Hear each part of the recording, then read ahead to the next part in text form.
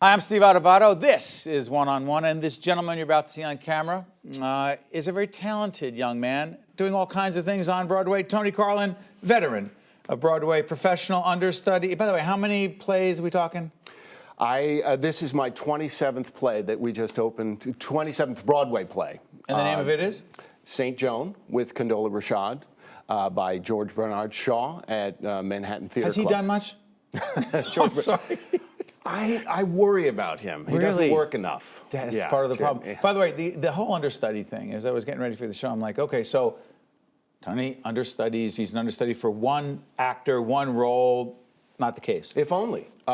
In this play, I understudy 3 actors who themselves play 6 characters. So I'm a dead soldier. What are you right there? What am I? Right there over that monitor. That is my ensemble. I am a French soldier. Well, the janitor French soldier. That's backstage. I just want to make sure that's not part of the set. So that's just a piece of... So I don't understand. I actually don't. I'm doing one show, one role. This is me. You've got 6, you have 3 actors, 6 roles. Yeah. How do you have that in your head? Right. Well, I have a head like that, a compartmentalization.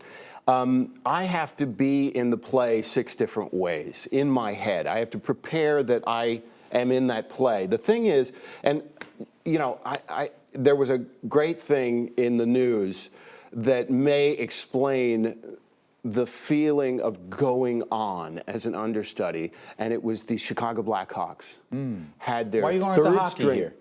Well, they had their third string emergency goalie go on as an understudy. He's an accountant, a guy named, I think it's... What do you mean he was an accountant? He was an accountant.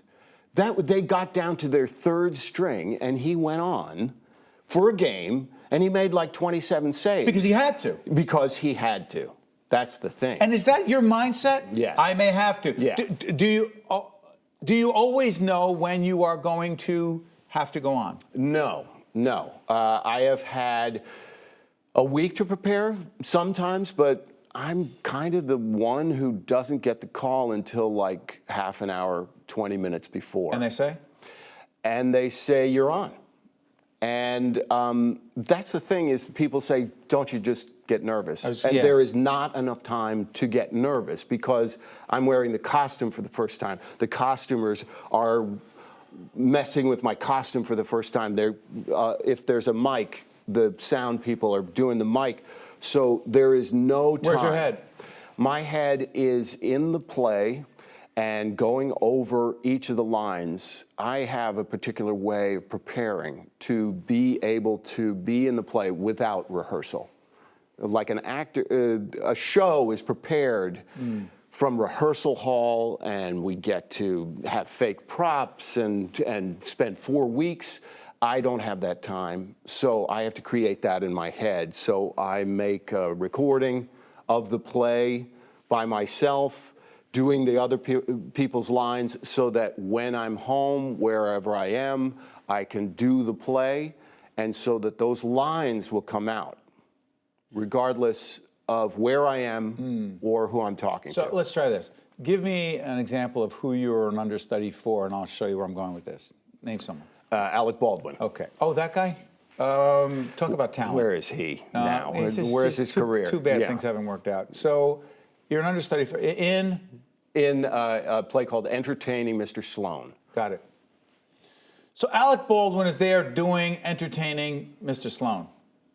You're the understudy. You have to go on. Is the play different because you are playing that role as opposed to Mr. Baldwin? It is. I would like to think that the audience is excited to see a new actor saying the role, but the fact is that people go to see Alec Baldwin.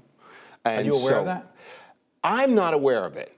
I would like to not be aware of it. No, there are 2 different things. You would like not to be, but are you?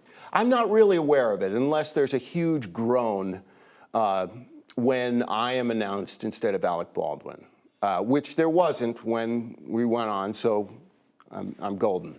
But it was funny that Alec Baldwin is a big guy. Possibly we are the same height. No, he's but heavier he's than a you. big He's big and guy. beefy. He was telling me how to do a physical thing, and I was just like, oh, okay, yeah. Not emotion behind it. He's just a big guy. And Does that help? What? Or do you say, I have a certain body type, you have yours? It's great to go to the horse's mouth for a physical piece of business. To know where he might have worked out, how to put his hands, how to do all of that little stuff. In the play, I remember watching it over and over again and watching him. And in the play, he sort of he tries to get next to this kind of pretty boy. It's in England in the 60s. Pretty boy who's played by a model, I forget his name, and he was standing there next to him and really lording it over him. And when I got there, under the lights, with the audience, I realized I was nowhere near lording it over, that this model that I was standing next to, that he towered over, I was the little guy. And so it does change things, where I thought, oh, I have to play it slightly different. And changes the play. It changes the play a little, yes, yeah. But the other, I'm fascinated, before I let you out of here, your family, mom, dad, in the business. Yeah. You said 5 siblings, all siblings. one time or another acting. Yeah. Because? I guess it's in the blood. Not because my parents made it look pretty, but we at certain... I'm sorry for interrupting. What is that? That was Is that Outward Bound? That is Outward Bound. Georgette, what's the year, 1940? 1954. Is that, that's not... That is my father and my mother. That's Frances Sternhagen and Tom Carlin. Oh, that's them right there. Yeah. Playing together. Yes. And that's her a little older, with me at an opening night of a play that I was in. What was it like for you growing up in that family? It was great. I asked your dad, but go ahead. Yeah. Your late dad, go ahead. Yeah.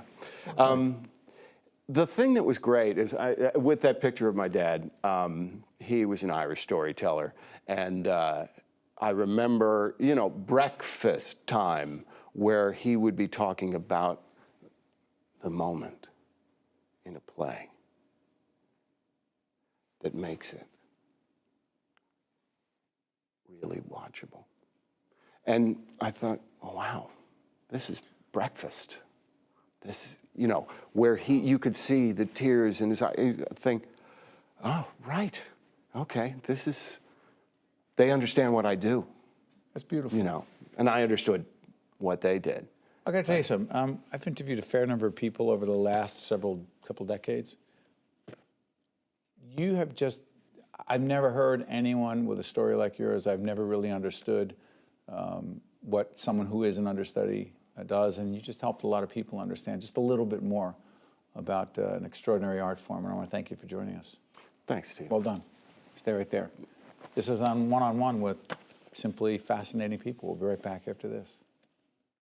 One-on-One with Steve Adubato has been a production of the Caucus Educational Corporation, celebrating over 25 years of broadcast excellence. Funding for this edition of One-on-One with Steve Adubato has been provided by NJIT, Wells Fargo, Kessler Foundation, Horizon Blue Cross Blue Shield of New Jersey, Johnson & Johnson, Adler Aphasia Center, and by Verizon. Promotional support provided by Meadowlands Regional Chamber, building essential connections that drive business growth, and by NJ Biz, all business, all New Jersey. Transportation provided by Airbrook Limousine, serving the metropolitan New York, New Jersey area.